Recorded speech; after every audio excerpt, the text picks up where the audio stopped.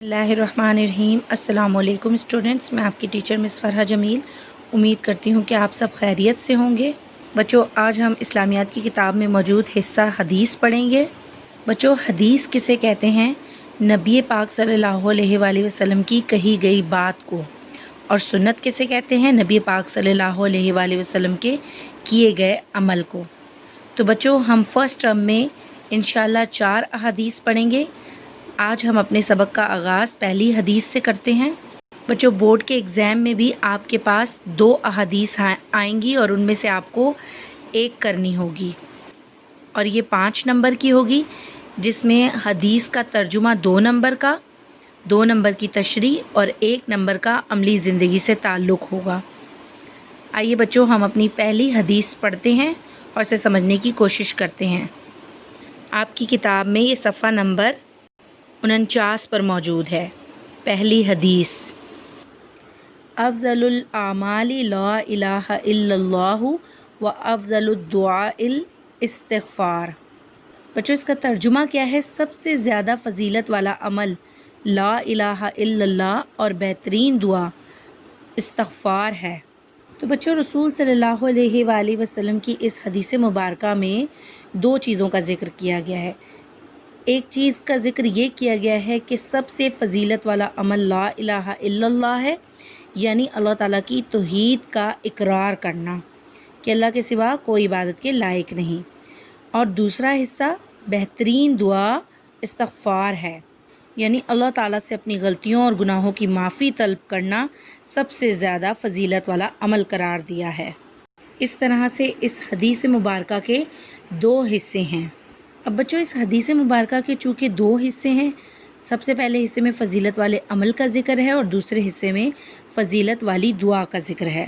अब बच्चों, इसका जो पहला हिस्सा है उसमें ला इलाहा इल्लल्लाह को सबसे अफजल अमल करार दिया गया है।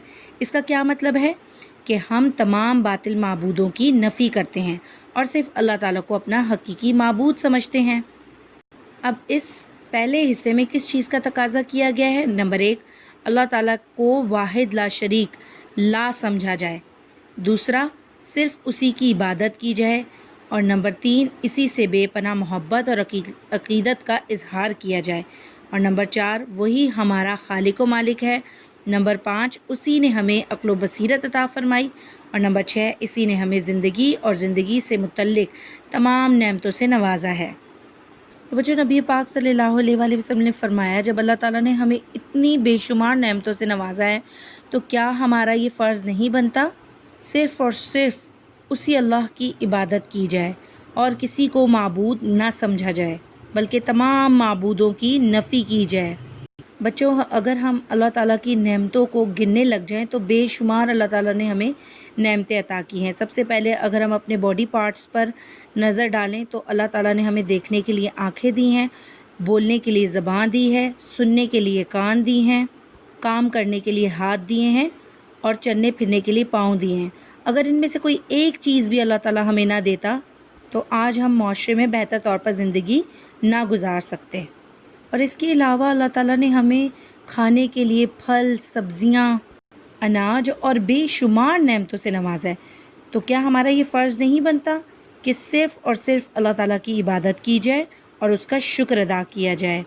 तो बच्चों, हमें चाहिए कि हम अपने कौल व फ़ेल से उसी ज़ात को इलाह मानें, यानी उसी को इबादत के लायक मानें और उसी की इबादत करें और उसी से सबसे ज़्यादा मोहब्बत करें। और बच्चों, हदीस के दूसरे हिस्से में फ़जीलत वाली दुआ का ज़िक्र है। दुआ का आम मानी क्या होता है? पुकारना। लेकिन इस्लाम में अपनी तमाम ज़रूरियात को पूरा करने और मुसीबतों को दूर करने के लिए अल्लाह ताला से दरख्वास्त करना दुआ कहलाती है। और नबी करीम सल्लल्लाहु अलैहि वसल्लम ने सबसे बेहतरीन दुआ अल्लाह ताला से अपने गुनाहों की माफ़ी मांगने को करार दिया है, क्योंकि इंसान से बाज़ औक़ात इंसानी कमज़ोरियों के बायस गुनाह सरज़द हो जाते हैं और अल्लाह ताला को हकीकी माबूद तस्लीम करना और उसी की इबादत करने का तकाज़ा ये है कि हम अपने गुनाहों पर शर्मिंदगी का इजहार करें और अल्लाह ताला से अपने गुनाहों की बख्शिश की दुआ की जाए, क्योंकि गुनाहों की बख्शिश होगी तभी तो आखिरत में निजात मिलेगी।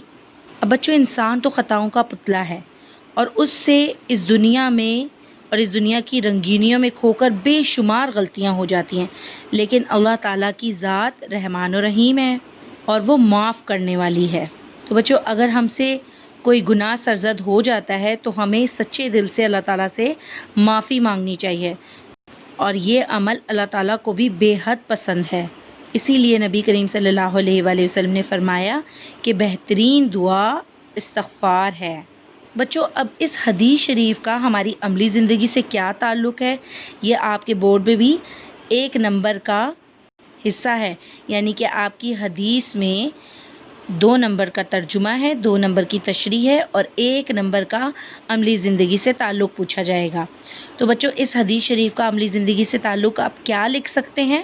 آپ یہ لکھ سکتے ہیں کہ حضور صلی اللہ علیہ وآلہ وسلم کے اس فرمان کو مد نظر رکھتے ہوئے اگر ہم ان دونوں اعمال پر کاربند ہو جائیں تو ایک تو عقیدہ توحید اور رسالت پر ہمارا یقین پختہ ہو جائے گا، یعنی جب ہم یہ مان لیتے ہیں کہ لا الہ الا اللہ، یعنی اللہ کے سوا کوئی عبادت کے لائق نہیں، تو ہمارا توحید و رسالت پر ایمان پختہ ہو جاتا ہے، اور دوسرا گناہ سرزد ہو جانے پر توبہ و استغفار کی توفیق نصیب ہوگی اور یوں زندگی میں انقلاب برپا ہو جائے گا۔ بچوں، آج کا ہمارا سبق یہیں تک تھا۔ اپنا بہت خیال رکھیے گا۔ اللہ حافظ۔